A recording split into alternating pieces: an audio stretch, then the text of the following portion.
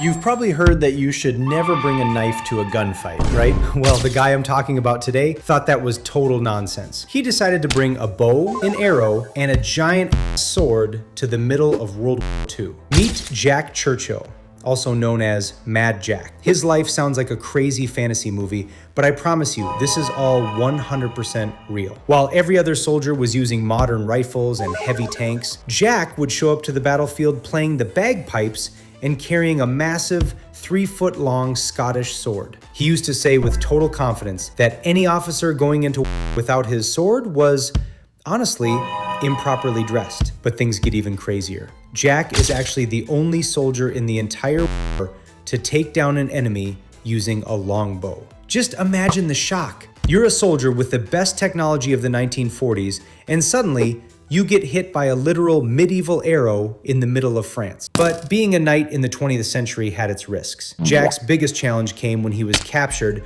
and thrown into a high security camp. Most people would have just sat there and accepted their fate, but Jack wasn't most people. He simply decided he didn't want to be in jail anymore, so he escaped. He crawled under barbed wire fences and walked hundreds of miles through enemy territory. He survived for weeks, eating nothing but raw potatoes he stole from gardens until he finally found the Allies. The most unbelievable part? When the war finally ended, Jack was actually angry. He complained that if it wasn't for those bloody Americans and their the war could have lasted another 10 years and he could have had way more fun. He survived explosions, shipwrecks, and impossible escapes, proving that a little bit of madness makes you practically immortal. He finally passed away peacefully at home in his bed, probably bored that nothing was trying to kill him anymore.